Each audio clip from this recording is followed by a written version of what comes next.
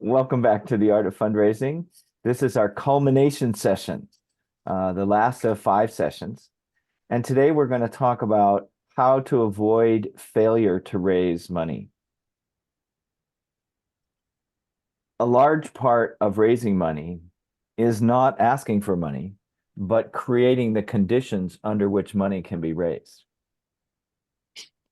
And many years ago, I attended an Amway presentation about network marketing businesses, and I've never really invested myself and my resources in network marketing, but I've always been fascinated by the concept, this idea that now we can track who introduced us to who introduced us to who introduced us, who ended up becoming a customer or placing an order, and basing compensation for at least for the sales team on that process.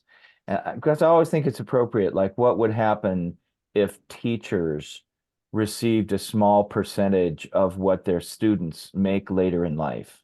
Mm. It's a fascinating concept to me to try to track contributions to our lives. Or if people had the opportunity to acknowledge someone who contributed to their life by saying, okay, 0.5% of my revenue is going to go to that source. Um, but it's just one of those fantasies like ecological restoration bonds that might happen someday. But in the meantime, I was impacted by an example that this presenter gave. She said, if you went to the local market and they had fresh organic strawberries and you bought some and they were delicious, why wouldn't you tell your friends that there are fresh organic strawberries at the market and they're delicious? And why should it be any different about what you have to offer? If your organization is doing worthwhile work, why not tell somebody that you meet on a trail run about the work that you do and how important pollinators are? And it doesn't have to be promotional. You don't have to be making a solicitation. Just, rather than talking about dogs at the dog park, or maybe after talking about dogs, we can say, hey, I'm also interested in pollinators, or I also do green tours, or whatever your project is. Just to have that on the tip of your sharing. It's a delicate art because we don't want to invade the personal family space with business transactions. We do need to, as Iris and I were talking about, we need to make time and space to be a person and not to be hustling or promoting something if that's how it feels to you. But if there's something that you really care about, share it often. So I just wanted to insert that uh, in what Aaron was sharing about talking with somebody on the trail. You never know where the conversation is going to go. And always get contact information and follow up later with an enrichment of the conversation that you had, whether it's a link to an article or a photograph or a same kind of dog breed or whatever your connection is. You just never know what's going to happen. And it's okay to have high self-esteem about what you're doing with your heartfelt dreams, with the things that you care about in life. It's okay to share with people. Some people might get offended. Oh, well, they're not your friends.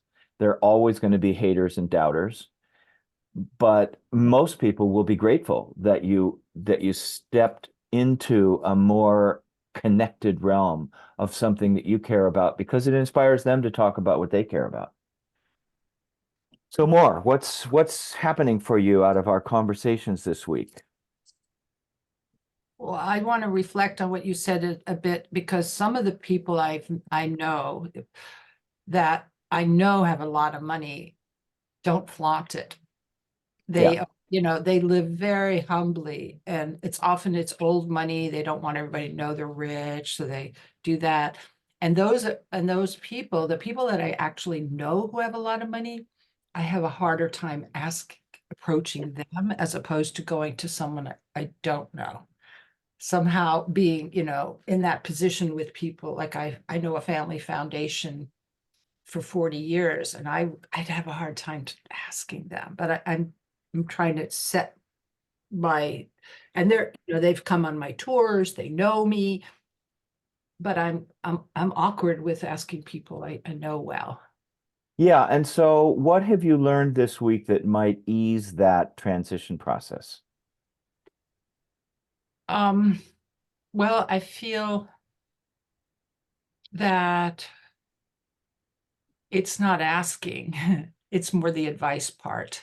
Right. And and I know, like, for instance, 3 people are coming on my Bioneers tour from last year, and one of them is head of a big foundation.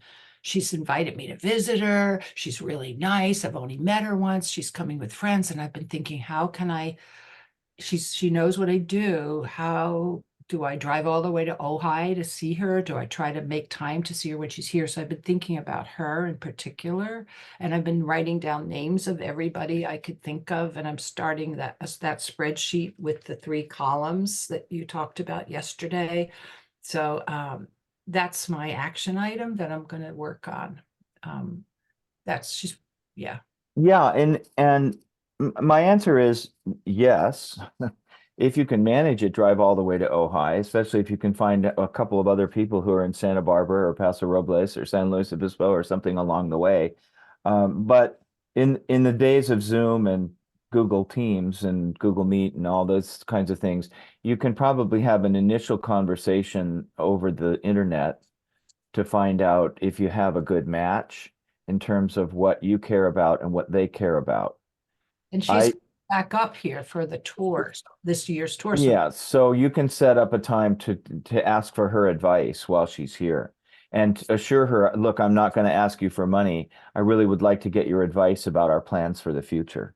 And most foundation people are eager to do that, especially if it's a family foundation, and especially if you've had other interactions with her that have had a positive feeling tone, then asking for her advice is appropriate.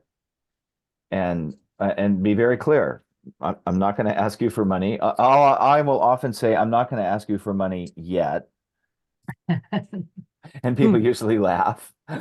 But I'm really interested to get your advice about some of the things that we're planning. Could we set up a time to have a cup of coffee? Or I Mhm. don't drink coffee, so I try to go for a walk with somebody or just sit and talk somewhere. Um, So that's wonderful that you're engaging with that feeling tone of the hesitation, the awkwardness around broaching a conversation that's going to lead to asking for money. One of my great role models in fundraising is Beth Wakekus from the Insight Garden program.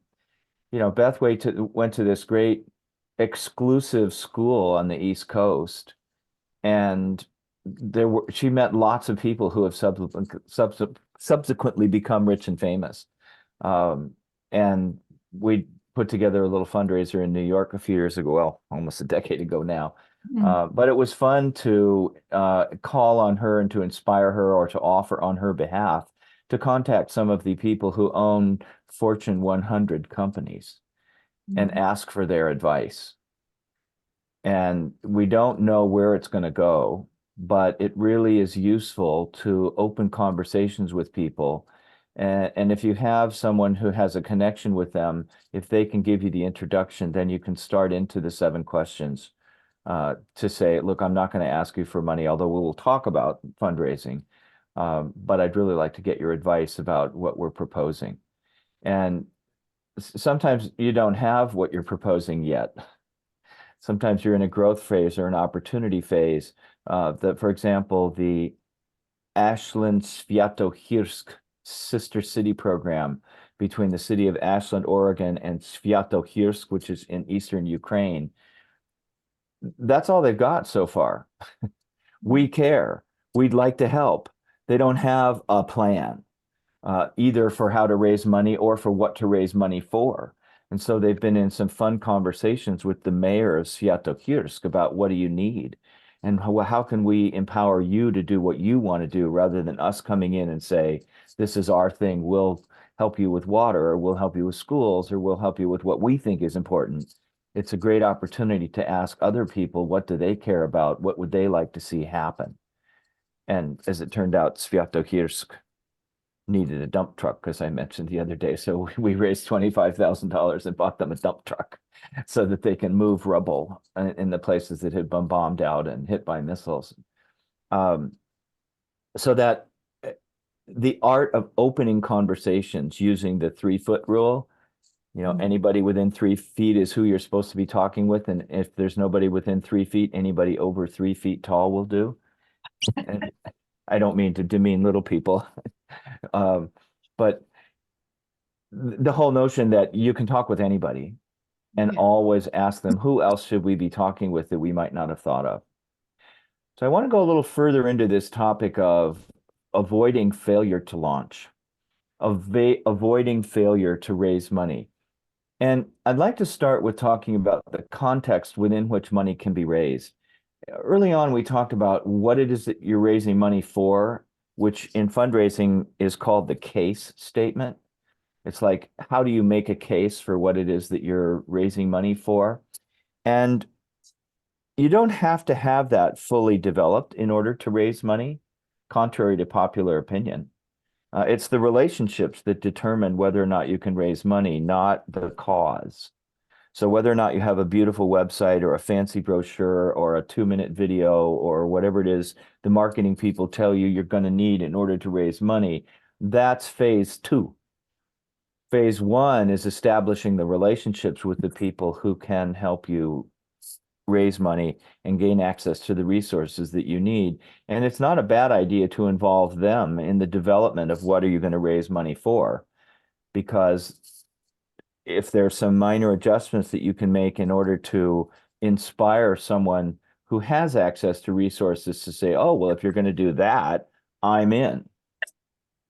Um, so that creating the context is really important.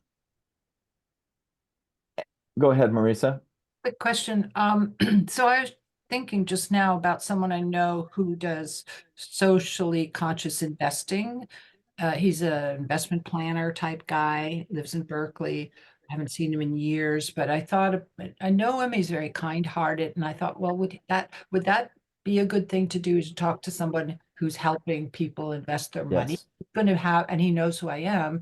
Never, yes, never occurred to me to reach out to him until just now. Okay. always. And unfortunately, financial advisors are usually bound by their professional ethics not to refer you to their clients, but there are always exceptions, and they can be very helpful after you've left. They may not say to you, oh, sure, I want to introduce you to this multi-million-dollar donor. But Mhm. if you are able to ask for their advice and share with them as much as you can about what it is that you're doing after you leave, they will talk to people and they will either follow up with, hey, I talked with so and so, you should talk with them, or they'll talk with so and so and suggest that they contact you. It's the same thing with places like the San Francisco Foundation that are donor advised funds. The foundation staff can't represent you to their donors. But they do have events from time to time that are presentations, oftentimes panel presentations, Mhm. or it's kind of like a Shark Tank environment where they'll bring in 5 or 10 nonprofit organizations to a cultivation event to which they invite their donors, and it's an opportunity to gain access. So financial advisors, like accountants and lawyers, can be very helpful because they can introduce you to their clients if it's appropriate. Mhm. Thank you. I'm going to share my screen for a little while here to go very quickly through an overview of the context within an organization of how do you develop an organization that is fund worthy. We're getting ahead of ourselves here, but I think it's important to touch on these things because Dreamosophy is a unique process for dreaming up a life worth giving. And 40 years ago, my master's thesis was titled Dreams for the Future. And I studied how people's lives change when they have a dream to live for that's bigger than themselves. We've had some record of the rest of the other 4 sessions that we've had this week up in the LinkedIn group. I apologize, I've had some technical difficulties. I will get this video from yesterday and also from today's session up on the LinkedIn group as quickly as I can, along with PDF files of the PowerPoint presentations that I've used for our discussions, just as conversation starters for you. But all of our work this week has been based on this confluence diagram of creative process of realizing dreams for the future that starts with confluent intuition, creative imagination, careful intention, conscious attention, concerted action. That's where the fundraising comes in, is in the concerted action, calm reflection, and consistent gratitude. I've presented the letter for you to adapt for prospective supporters, and there's a link here and in the Google group, sorry, the LinkedIn group, to a sample copy of that letter. We've talked about the 7 questions that you can ask to anybody. Anybody you meet, you can go through this 7 questions conversation in as little as 10 minutes or as long as 10 months or 2 or 3 years, according to your intuitive sense of what is this opportunity here and do I want to proceed. We talked about how not to ask for money, the kinds of questions that you can ask people about how they feel or whether or not they're comfortable talking about a gift from them or sponsoring an event or sitting on a committee. But what else is there to an organization? There are 3 conversations that are non-discretionary. And this is adapted out of the work of a man named Bob Dunham, who is in his early 80s now. And I used to teach with Bob at Presidio Graduate School in the first MBA in Sustainable Management, or one of the first accredited MBA programs in San Francisco. And Bob, among many other credentials, was a vice president of a company that was later acquired by Motorola. So when he was with Motorola, he led the team that developed the software for the Hubble Space Telescope. Wow. So he defines visionary. But he also worked with Fernando Flores, who used to be the finance minister of Chile, who left Chile to avoid Pinochet and came to the United States and got into cybernetics and how different conversations make a difference and what kinds of conversations make a difference in shifting the future. Because conversations can be just conversations, or they can be actions that create a different future. For example, declarations. If a person who's licensed by the state says, I now pronounce you married, that creates a different future. If a doctor says, you're cancer-free, the tests have shown that you're done, have a happy life, that's a declaration that creates a different future. When John Kennedy said, we're going to put a man on the moon, that created a different future. And so different kinds of conversations have consequences that affect the future that we can live into. And these 3 conversations that we're going to talk about today all can be unpacked into a whole cascade of related conversations in different areas. But I'm just going to skate across the surface of what we can get to if we delve a little deeper into what does it take to raise money. So the 3 questions are, what's the dream? And this is the conversation about mission, vision, values, goals, objectives, standards of measurement, all that sort of thing. Who am I? Which is what's my role and what's your role? And who has power? This is the power and authority conversation. Who has the authority to sign checks?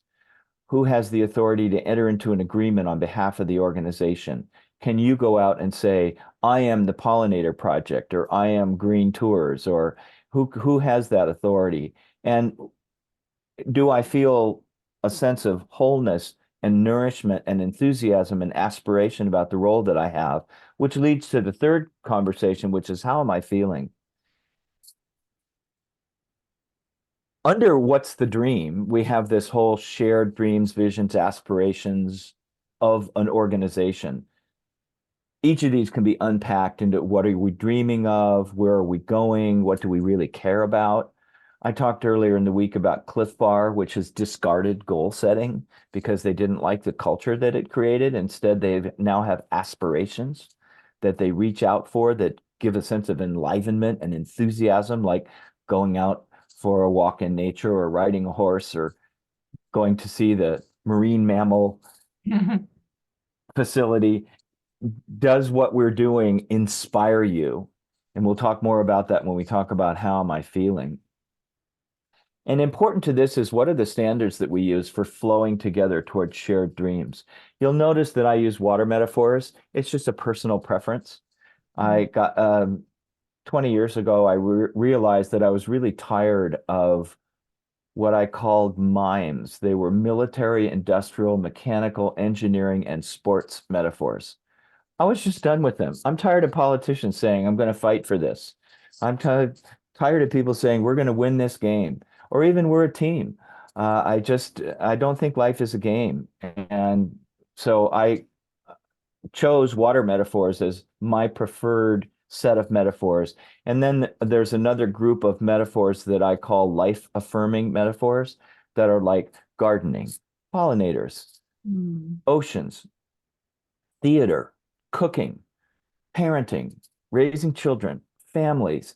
There's so many metaphors that we can develop and use in our work that don't norm violence or pretending life is a game or engineering man over nature domination or all these different metaphors that are, I call them frozen, that they've been frozen since Nixon was president. We just take them for granted as the metaphors that we use to describe the work we do. So that's just kind of what are your basic standards?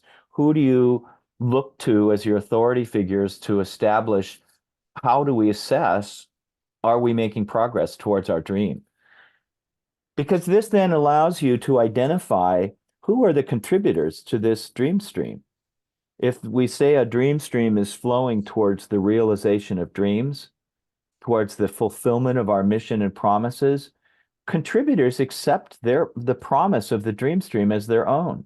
We're promising to replace burned out landscapes with native plant pollinator friendly gardens and landscapes. We're promising that we're going to make a facility available for people in an underserved area to be able to make t-shirts that have their expressions on them. Whatever the mission or promise is, each contributor owns those promises and makes honest assessments, and they can declare diversions. And we'll talk about diversions in a minute. But I'm going to post on LinkedIn a quiz that I call a developmental quiz that you can use to assess how well developed is your organization towards being an organization that people can commit to as contributors and supporters. And once again, this is not a prerequisite for raising money, but it is an important step in the development of an organization if that's what you aspire to do, or a project. So have you established your standards of assessment? We have to develop or adopt shared standards, otherwise differing behavior and miscoordination and turbulence interfere with the flow of the dream stream. Unresolved disagreement will be present. What kind of corporation are we? Are we a nonprofit organization? Are we a corporation at all? Maybe we're just an association of friends. The Southern Oregon Food Solutions Group, which has done a lot of great work with reducing food waste and supporting local foods in Southern Oregon, is a conversation. There's no organization, there's no membership, there's no bank account. It's just a group of people talking about food solutions. It's not, Dave Brower used to say, do what you need to do with the minimum amount of system necessary, because once you create a system, it will tend to expand to fill the known universe. So it's important to know what are our standards of assessment. And each tributary, and I refer to tributaries as people who are contributing to the realization of the dream, that they've accepted and agreed to the shared standards of assessment. We're clear about at Golden Rule Reentry in Medford, which helps formerly incarcerated people, they don't work with people whose primary issue is homelessness, unless they're formerly incarcerated. If they're formerly incarcerated, then they will do everything to help somebody find a place to live. But if they're not a formerly incarcerated person, they refer them somewhere else because they've established as a standard, these are the people we work with, because they can't help everybody. Mhm. And have you established procedures and schedules for planning? Do you have a way of revisiting your proposed aspirations and goals, your strategic plan? What are the procedures and practices that you use to ensure effective planning? And is it 360 degrees? Are you involving you, your staff, the people you serve, the people who support you, disinterested third-party members of the general public? What's your planning process? And what are the procedures and practices for learning that include everyone? And then innovation happens through adoption in a community of practice. It's distinct from invention, where an individual comes up with a good idea, and the world is full of inventors who have great ideas who are waiting for the world to beat a path to their door. It turns out Ralph Waldo Emerson was wrong when he said, build a better mousetrap and the world will beat a path to your door. It doesn't happen that way. You have to have a community of practice, because the idea might go nowhere unless it's adopted in a community of practice. And so that's the difference between innovation and invention. And having an organization that integrates diverse points of view and identities that lead to disruptive but beneficial innovations is useful. If somebody comes in and says, well, I think we should be doing more with youth. I've got an idea. Let's create pollinator pals so that we can have pollinator education with young people. Is that that might be disruptive if you've been focusing on homeowners who plant gardens, but it might be a beneficial innovation to consider expanding. You might be able to fund it.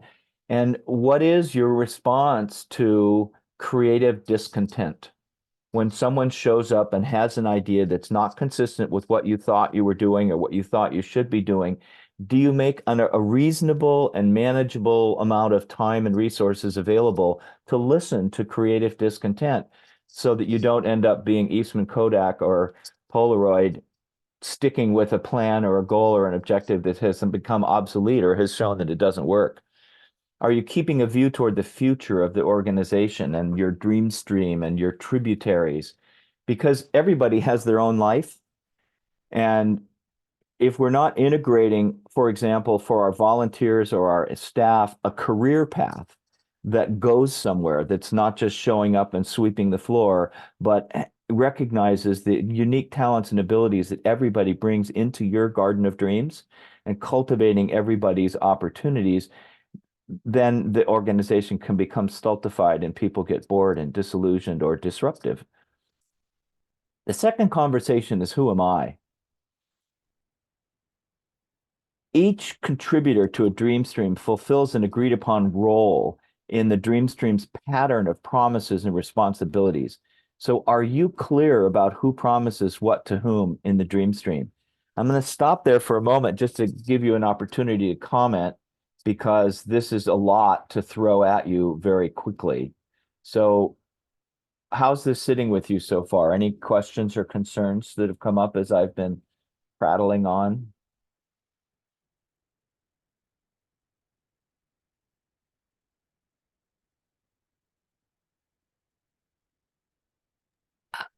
I always talk about my team, and you said, I really appreciated what you said about not using, like the war on drugs and all that. That's really a great insight. And but in what would be a substitute for the word team? We use that all the time. Yeah, I've grappled with that a lot. Bob Dunham uses team, and he defines teams very specifically through a set of conversations. I use the word dream stream, and I wrote a 3-page paper, which I'll post. Actually, it's about 15 pages with pictures. At the end of my book, The Wisdom of Dreaming, I wrote a little treatise on what is a dream stream and how do we constitute a dream stream. And if you name a dream stream, the Pollinator Pals dream stream, you can get courageous in going into that, but most organizations are not willing to use innovative language like that. So teams is okay. It's in the vernacular. The large corporations have struggled with this for the last few decades. Is the person on the floor of a department store a salesperson, an associate, a team member? It's the person in the fast food restaurant who's taking your order, a server or an order taker. Are they who are they? how do we refer to our people in our organization? It's evolving as we go. And so if you come up with any good ideas, let me know. And I'll post this piece on Dreamstream, and we can talk about it as time goes by. It's my favorite topic, the metaphors we use. Other comments or questions? First, I just want to say I thought I had the house to myself, and my husband's now in the space and will hear us. So I thought I would let you know that. Not that we're talking about such confidential things, but I'll send him an invoice. um, yeah, as you were talking about, like when people talk about, bring a discontent of some sort, and I was thinking about that from other work that I've had over the course of my life, and a mentor once said to me, when somebody's bringing this discontent, like to be able to stay still and listen and take that information in. And one of the things that she said was, also look around the room and see who's nodding their head, or is anybody nodding their head, or like, so don't get so focused on just you and the person who's talking, but kind of take in how is this landing otherwise. So, because I think I might have a tendency to, like, if I'm honest, to get my feelings hurt if somebody's discontent, but I don't want that. I want to be able to take in what they're saying, because it might be really vital. So. Yeah, thank you for that. And we've talked a lot this week about being interested versus being interesting. And the format of this conversation on the art of fundraising this week has been very much about me sharing ideas. But it's important that you recognize that being the sage on the stage is not all there is to raising money. I'm not trying to raise money from you, so I'm being more self-centered than I might otherwise be, because I think that hearing this information is useful. But it's also important to make time for listening.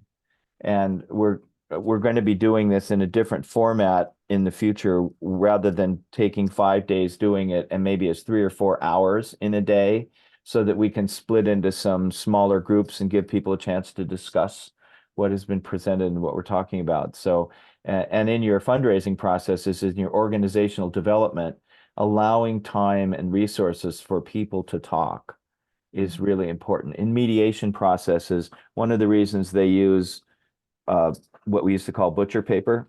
There's a metaphor that's not consistent for vegans, but to use blotter paper and get that up on the walls of the room where the conversation is happening, and to have a recorder who records verbatim, not by interpreting or translating, but records exactly what people say and posting that on the wall so that people can see that what they said is up there. It's part of the conversation that we're having. Really important. Thank you for that. I actually had an experience. Did you want to say something? I'm sorry, Amy. No, I was just going to ask Amy if she had turned her camera on, because she was ready to talk. Oh, nice to see you. I had an experience that you just brought up where someone I know that works with the Wild and Scenic Festival approached me this week and said they wanted to do a fundraiser for us by having it hosting here in Oakland. And I was like, oh, I don't have the bandwidth to handle another thing, blah, blah, blah, blah. And I found myself shutting her down. And I gave her space to speak. And she said, no, I'll do it. This will be my project. I want to do it. And I was like, really? Wow, thank you. But my first inclination was like the IBM people. Oh, no, we're not going in that direction. Yeah. Yeah, so that's exactly what I'm talking about. So let's jump back in here, and I'm going to skate across the surface of these other conversations and to open up possibilities for follow-up conversations. We're starting into who am I, the notion that each contributor fills an agreed upon role. So if you have somebody who's a volunteer who's going out and negotiating with car dealers about donating a car to your cause, is that consistent with your promises and responsibilities? And do you need to sit down with them and have a conversation about who represents the organization and how? At Natural Capitalism Solutions, we had somebody in Chicago who we had some initial conversations with, and then they went out and started representing themselves as natural capitalism. and blocking off parking lots in order to reduce car use and doing all kinds of controversial things using our name. And so it's important to make sure that you know what the pattern of promises and responsibilities is. Do Dream Streams participants coordinate action between contributors for the sake of the shared mission and promises? How are we coordinating with our activities? Do we have volunteer events? Do we have staff meetings? Do we have Zoom calls with the board? And how is that organized? Does each participant aspire to act and satisfy the beneficiaries of the Dream Streams promises? So who are we doing this for? Who are we trying to serve? And do all of our participants know that and know who our beneficiaries are? In the essential day-to-day conversations, the flow toward the realization of shared dreams, does each participant commit to, honor, respect, and maintain the Dream Stream's pattern of authority with regard to the political declarations of the Dream Stream? This is who's in charge here. Who gets to speak on behalf of this Dream Stream? This is what starts out as there's only one person who's the founder and ends up with founder's syndrome, where the organization is burdened by having the founder around who's still trying to be an authority, even though they're not anymore. But this notion of the pattern of authority is part of who am I? Who's in charge? When Alexander Haig stood up after Ronald Reagan was shot and said, "I'm in charge here," he wasn't. He wasn't in the line of succession for the presidency of the United States. And so we have people claiming to speak on behalf of the Dream Stream. If your pattern of authority isn't clear, that is going to be a diversion later on. And diversion is the word that I use for what a lot of people call a breakdown or a crisis or a problem. In the flow of the Dream Stream, we can get diverted into other conversations that may be necessary, but are not moving us directly towards the realization of the dream. So that pattern of authority is really critical. And does everybody know who gets to have which conversation? Wages and hours and compensation packages. Who's in on that conversation? How transparent are we about wages and compensation packages?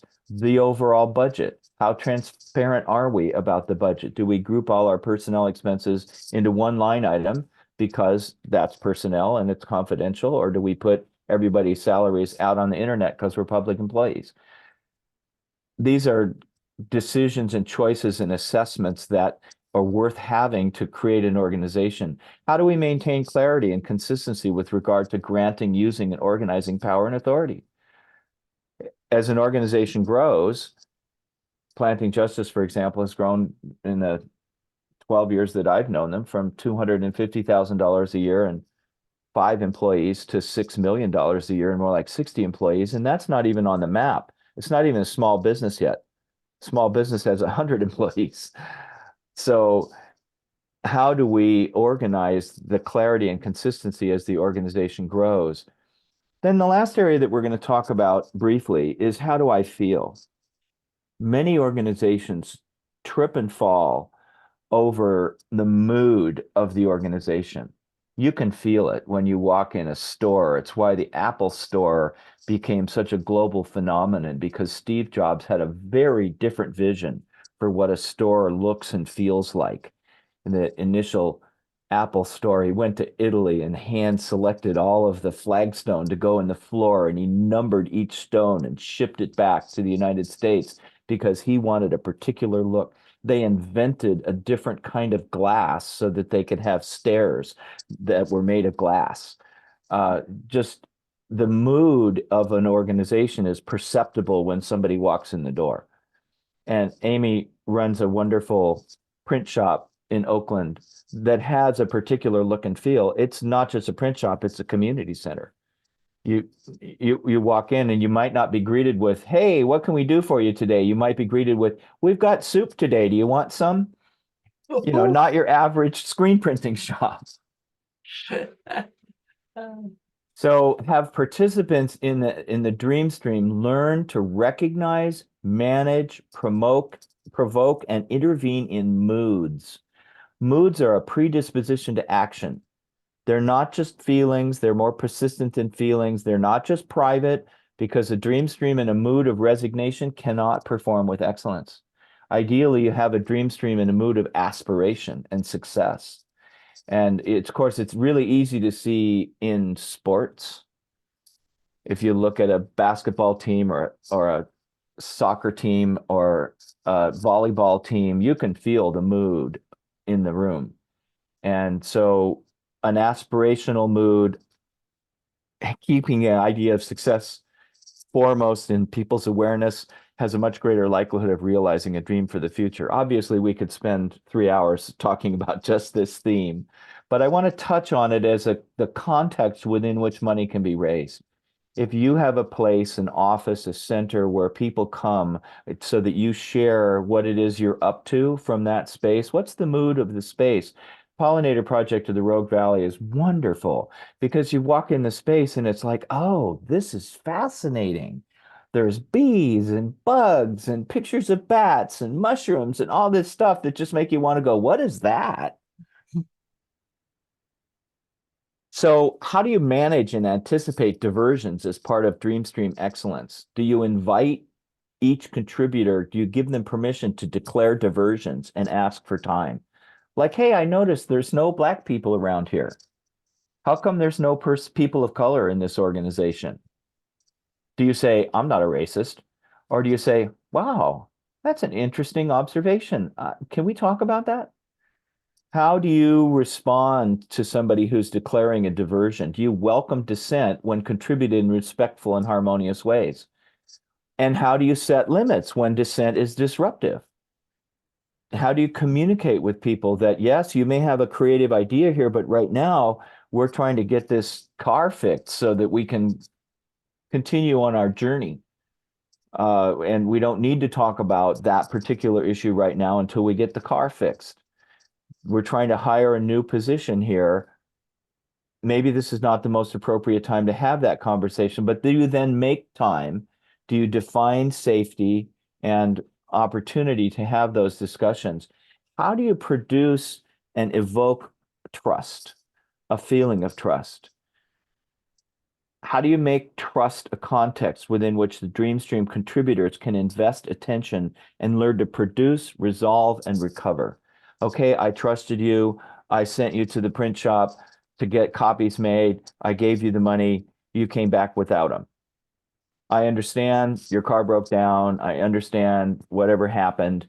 And if that happens over and over again, trust erodes. I don't feel as confident about sending you to do what I need to have done.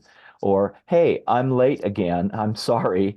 I know this is going to make you a little less trustful of me on Saturday when I have to be there at 4 o'clock.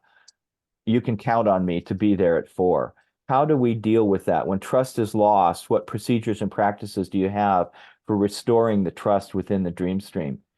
These are really important aspects of organization development that create a context within which money can be raised. If you have, this can be phase 3. Phase 1 is developing the relationships. Phase 2 is clarifying the mission, the case statement, their presentation of what it is you're raising money for. And then phase 3 is raising the money and developing the organization, hiring staff, buying buildings, buying private airplanes, whatever it is you're raising money for. Somewhere along the line, these evolutionary aspects of what is an organization have to be included. We talked yesterday a little bit about the process that I'm calling a fundraising accelerator, which I'm going to be offering starting later on in March, which will be a 90-day process to raise a significant amount of money. I'd love to talk with you about where you're going from here. What's your dream? How you're going to realize it? How much money do you need to raise? How can you do it? I have finally succumbed to Calendly, which I've always hated. but I just can't manage all the, yes, let's try Tuesday afternoon at 3 o'clock until we find a mesh. I'm going to put this link in the LinkedIn group also. Please click on the link and schedule a 30-minute call with me so we can talk about what is your project, what are you raising money for, and can I help in any way?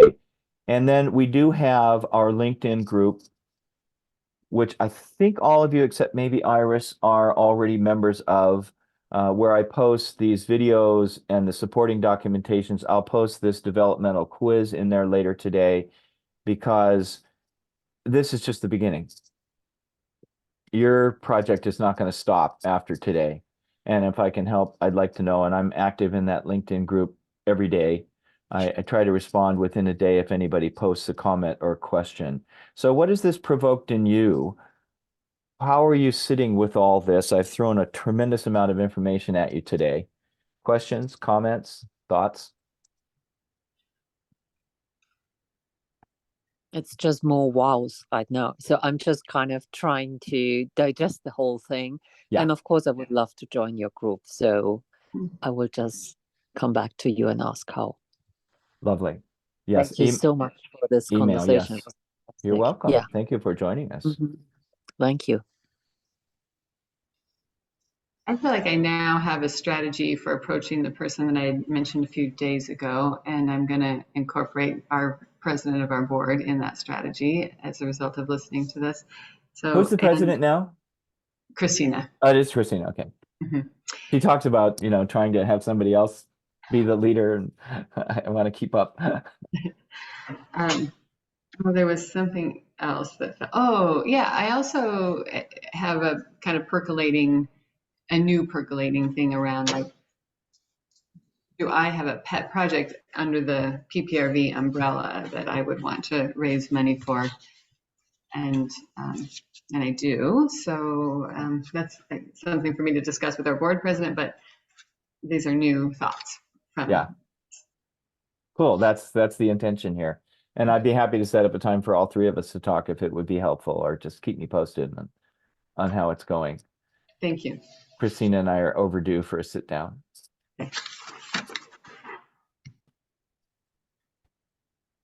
Any other comments, questions, suggestions? I'm going to give you an extra 5 minutes in your day on the 1st of March. Rabbit, rabbit, rabbit. I hope that we can say happy spring soon. Right now it's snowing in Ashland, so I'm not so confident about the early spring. But please enjoy your day. I'll be in touch with each of you. And thank you so much for sharing this process with me. It's been an absolute delight. And I'm going to finish with a song. It's so easy to dream of the days gone by, so hard to think of the times to come. And the grace to accept every moment as a gift is a gift that is given to some. What will you do with your days but work and hope? Let your dreams bind your work to your play. What will you do with each moment of your life but love till you've loved it away? Love till you've loved it away. Oh, thank you. Special thanks, everyone. Hope to see Thank you again you. soon. Yes, thank you. So much.